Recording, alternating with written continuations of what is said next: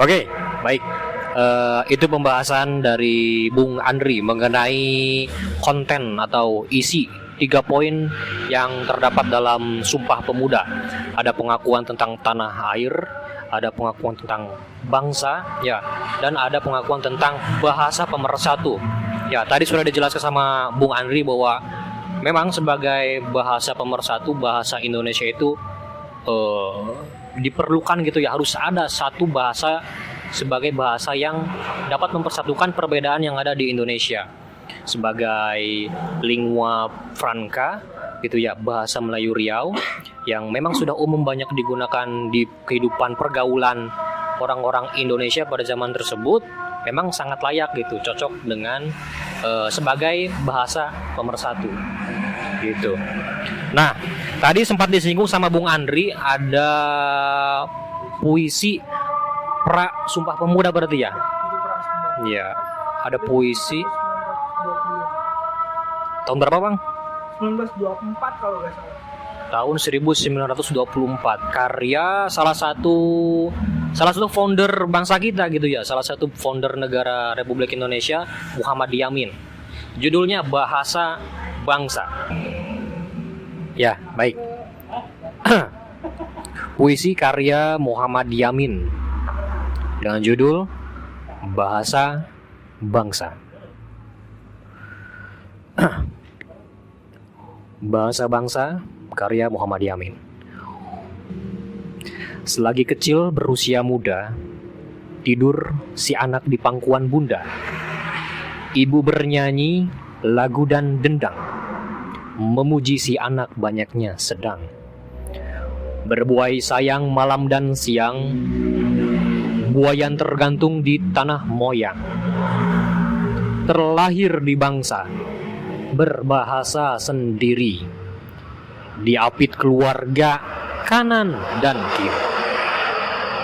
Besar budiman di tanah Melayu, berduka suka sertakan sayu. Perasaan serikat menjadi berpadu dalam bahasanya permai merdu. Meratap menangis bersukaraya dalam bahagia bala dan bahaya. Bernapas kita pemanjangkan nyawa dalam bahasa sambungan jiwa. Di mana Sumatera, di situ bangsa. Di mana perca, di sana bahasa. Andalasku sayang, jana bejana, sajakan kecil muda teruna. Sampai mati berkalang tanah, lupa ke bahasa, tiadakan pernah. Ingat pemuda, Sumatera Malang, tiada bahasa, bangsa pun hilang. Jong Sumatera 1921, Muhammad Yamin. Asik. Teks terakhirnya yang menegaskan Keren. bahasa bangsa pun hilang. Benar. Ada 2 larik ya, ada 2 larik di dalam puisi karya Muhammad Yamin ini. 2 larik terakhir yang memang menegaskan tentang pentingnya bahasa bagi suatu bangsa, bagi suatu negara gitu. Di larik kedua, larik terakhir ini, ingat pemuda Sumatera Malang, tiada bahasa bangsa pun hilang.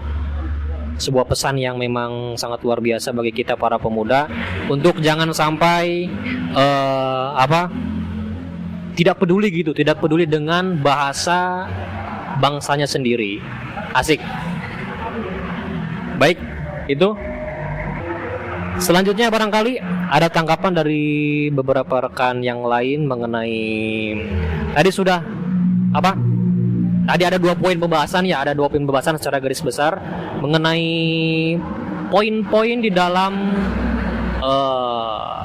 naskah, kalau boleh dibilang naskah Sumpah Pemuda. Kemudian ada poin tentang sejarah atau latar belakang yang terjadi pada saat Sumpah Pemuda tanggal 27 sampai dengan 28 Oktober.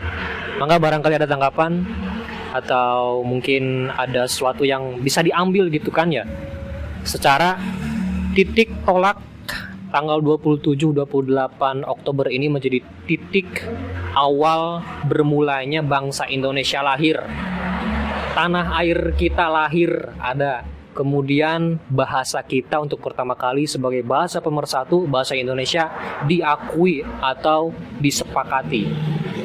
Itu merupakan, kalau boleh dibilang, satu percikan api gitu ya, untuk kemudian 17 tahun kemudian terjadinya proklamasi kemerdekaan bangsa Indonesia. Barangkali Mangga ada sesuatu yang ingin diungkapkan? Ayo, Bang Agung kayaknya sudah ada jawaban. Mangga silakan. Ya, baik. Assalamualaikum warahmatullahi wabarakatuh. Saya Agung Sukmawijaya, ya, yang pastinya rekan Bung Dade dan yang lainnya. Kita berfokus pada poin relevansi Sumpah Pemuda di era keterbukaan dunia. Nah, di sini sudah kita ketahui bersama bahwasanya di negara kita Indonesia ya sudah banyak istilahnya pekerja asing ya dari luar negeri lah gitu ya. Saya lihat bahwa jika pekerja itu akan bekerja di suatu negara, maka yang paling utama itu harus menguasai bahasa negara tersebut. Artinya jika kita sebagai orang Indonesia akan bekerja di Jepang, ya kita harus menguasai bahasa Jepang. Begitupun sebaliknya. Jika orang Jepang ingin bekerja di Indonesia, ya harus menguasai bahasa Indonesia. Nah, gitu. Kemudian saya miris melihat banyaknya papan reklame di sepanjang jalan di negara kita tercinta ini, yaitu Indonesia, banyak menggunakan bahasa asing. Nah, kenapa tidak menggunakan bahasa Indonesia? Padahal kan ini negara Indonesia. Terus bahasa lingua francanya sudah jelas, bahasa pergaulannya sudah jelas, yaitu bahasa Indonesia. Kita melihat moto Badan Bahasa Kemendikbud, yaitu utamakan bahasa Indonesia, kuasai bahasa asing, dan lestarikan bahasa daerah. Nah, ini yang digarisbawahi, yaitu utamakan bahasa Indonesia. Jadi kita dalam relevansi kehidupan sehari-hari, ya tentunya harus menggunakan bahasa Indonesia sebagai bahasa pengantar gitu. Kalaupun bahasa asing kita sudah bisa atau sudah menguasai, ya tentunya itu kita hanya cukup menguasai saja, jangan jadi bahasa utama atau jadi bahasa sehari-hari. Kenapa? Karena bahasa asing itu dikuasai ya supaya kita tidak dikelabui oleh orang lain, yaitu tentunya yang menggunakan bahasa selain kita kan. Nanti kalau mereka berkomunikasi menggunakan bahasa asing, kita tidak paham. Nah, itu bisa jadi permasalahan yang sangat besar. Jadi bahasa asing itu cukup kita kuasai. Nah, yang ketiga, lestarikan bahasa daerah. Nah, kenapa bahasa daerah lah harus dilestarikan? Di samping mengutamakan bahasa Indonesia, tetapi kita sebagai di sini anak-anak Prinsipalem ya. Di sini anak-anak Prinsipalem semuanya orang Sunda. Ya kita sehari-hari menggunakan bahasa Sunda. Kenapa? Karena supaya tidak hilang, supaya nanti untuk masa-masa yang akan datang anak cucu kita masih mengetahui bahwasanya adanya bahasa Sunda. Nah, sampai sekarang juga jujur saja saya sendiri untuk bahasa Sunda yang istilahnya Sunda Buhun ya gitu, itu kurang menguasai untuk bahasa Sunda. Nah, maka dari itu bahasa daerah ini baik mau bahasa Sunda, bahasa Jawa, bahasa Medan gitu dan lain sebagainya, itu harus dilestarikan supaya untuk masa kedepannya tidak punah gitu. Mungkin cukup Bung terkait relevansi keterbukaan dunia yang pada intinya tadi, yaitu poin pertama, masukan untuk pemerintah bahwasanya jika ada pekerja masuk dari luar diharapkan menggunakan bahasa Indonesia atau terutama menguasai bahasa Indonesia terlebih dahulu. Kemudian diusahakan adanya aturan bahwa papan reklame baik itu dari perusahaan manapun itu menggunakan bahasa Indonesia. Kemudian tadi poin yang 3 tadi yang ada dalam moto Badan Bahasa, yaitu utamakan bahasa Indonesia, kuasai bahasa asing, dan lestarikan bahasa daerah. Terima kasih. Baik, itu dia pemaparan dari saudara-saudara kita, rekan-rekan kita. Ada dari Bung Dede, Bung Andri, dan Bung Agung.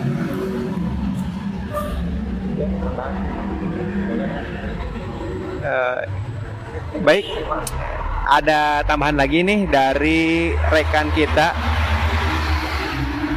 Baik, ada tambahan lagi nih dari rekan kita, Bung Aden. Silakan, Bung. Oke, baik. Melanjutkan dari rekan-rekan saya yang tadi sudah membahas mengenai latar belakang sejarah berdirinya Sumpah Pemuda serta penggunaan bahasa Indonesia itu sendiri sebagai bahasa utama. Di sini saya akan menambahkan sedikit, kita sharing tentang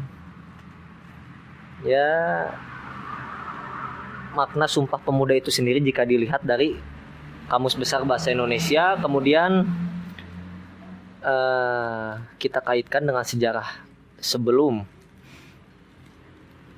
terciptanya adanya penjajahan di Indonesia, yaitu kita kaitkan ada 2 sumpah yang terkenal di Indonesia, yaitu Sumpah Palapa dan Sumpah Pemuda. Oke, apakah ada kaitan antara Sumpah Palapa dengan Sumpah Pemuda? Oke. Seperti yang kita tahu bahwa sebelum jauh-jauh hari sebelum penjajah masuk ke Indonesia itu sebelum menjadi republik, sebelum menjadi negara kesatuan, dulunya itu merupakan pecahan-pecahan dari berbagai kerajaan.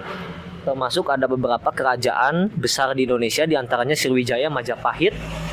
Itu merupakan 2 kerajaan besar di Indonesia. Kemudian ada bunyi Sumpah Palapa. Sumpah Palapa ini merupakan suatu pernyataan atau sumpah yang dimukakan oleh patih besar Majapahit, yaitu Gajah Mada, pada upacara pengangkatannya menjadi patih Majapahit. Kemudian Sumpah Palapa ini berbunyi, beliau Gajah Mada ingin melepaskan puasa jika telah mengalahkan Nusantara. Nah, jika telah mengalahkan Nusantara, dia baru akan melepaskan puasa. Nah, puasa apa? Di sini puasa untuk memakan buah palapa.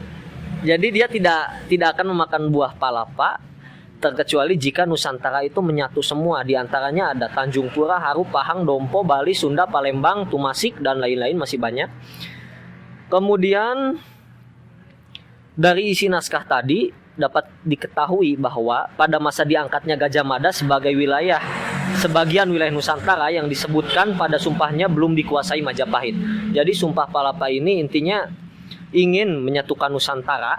Majapahit ingin menyatukan Nusantara, tetapi Sumpah Palapa ini pada kenyataannya belum sepenuhnya terlaksana karena kekuasaan Majapahit tersebut belum memenuhi target seperti itu. Kemudian kita kaitkan dengan Sumpah Pemuda. Oke. Jika dilihat dari isinya Sumpah Pemuda, saya ulangi, ada yang pertama, ada kami putra dan putri Indonesia mengaku bertumpah darah yang satu tanah air Indonesia. Kemudian yang kedua, kami putra dan putri Indonesia mengaku berbangsa yang satu, bangsa Indonesia. Kemudian yang ketiga, kami putra dan putri Indonesia menjunjung bahasa persatuan bahasa Indonesia.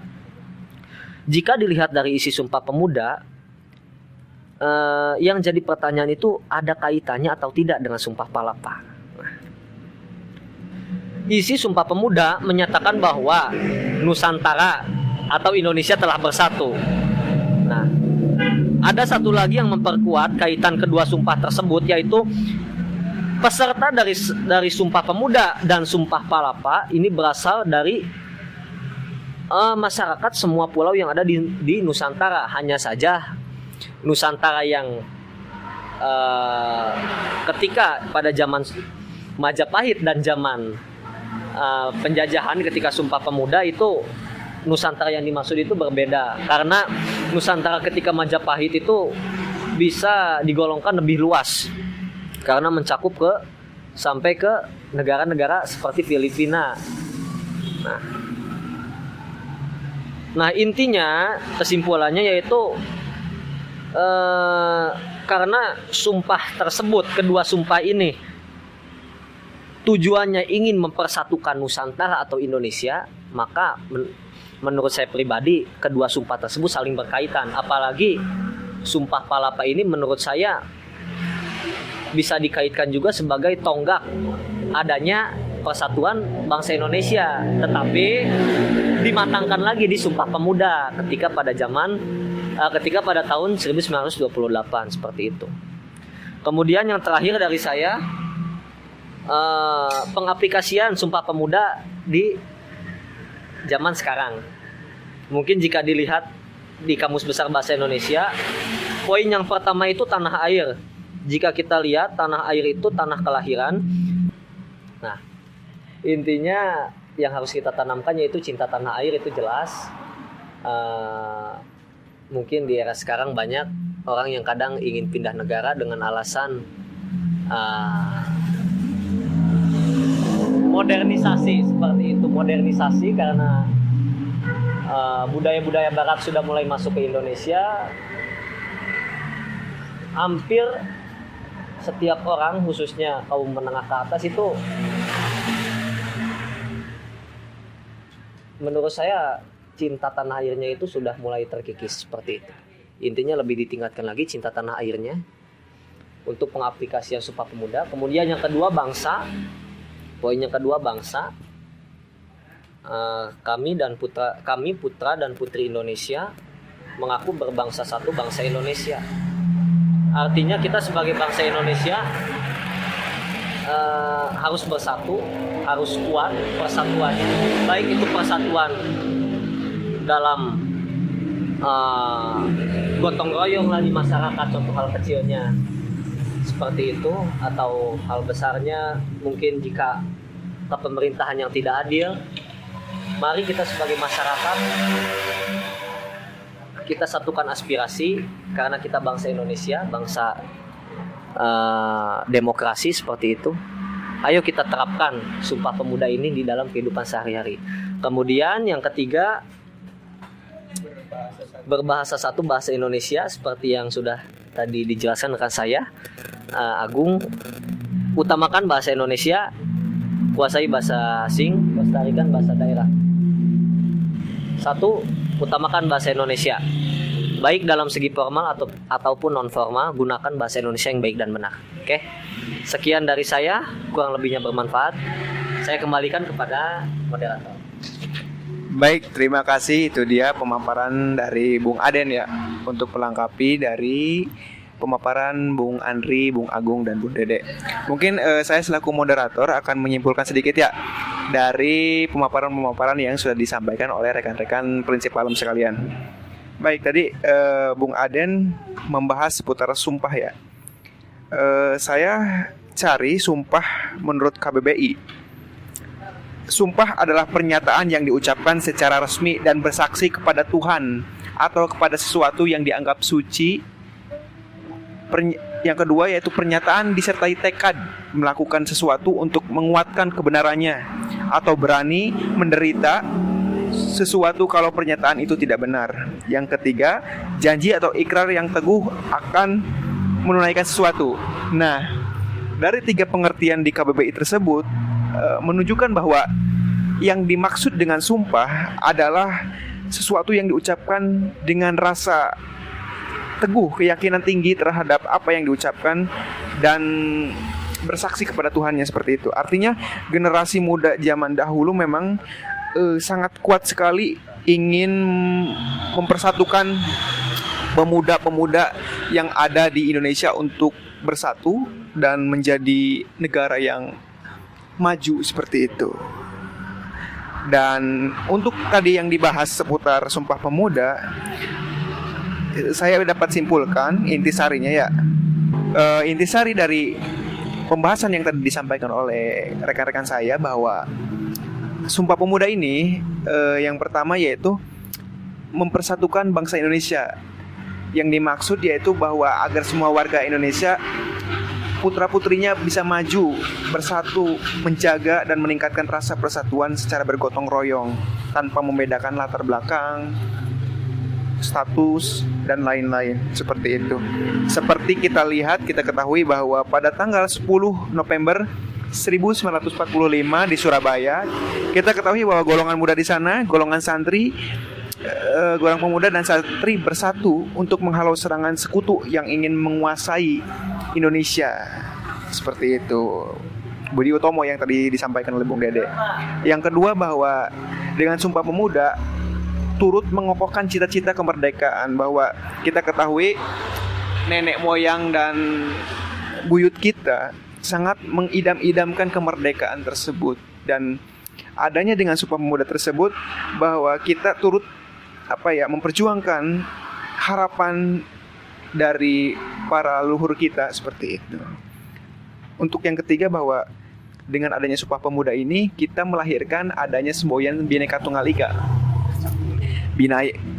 Semboyan Bhinneka Tunggal Ika ini menyatakan bahwa kita yang berbeda-beda ini dapat bersatu gitu. Karena dengan bersatu tersebut kita bisa menjadi bangsa yang kuat seperti itu. Dan yang terakhir bahwa Sumpah Pemuda ini dapat membangkitkan rasa nasionalisme seperti itu. Dengan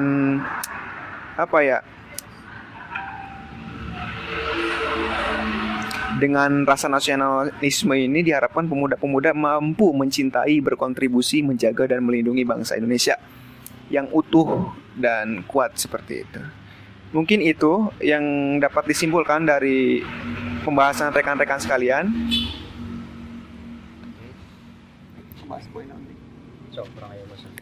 Baik, kita lanjutkan ke poin selanjutnya. Akan ada Bung Dede yang memaparkan seputar Sumpah Pemuda.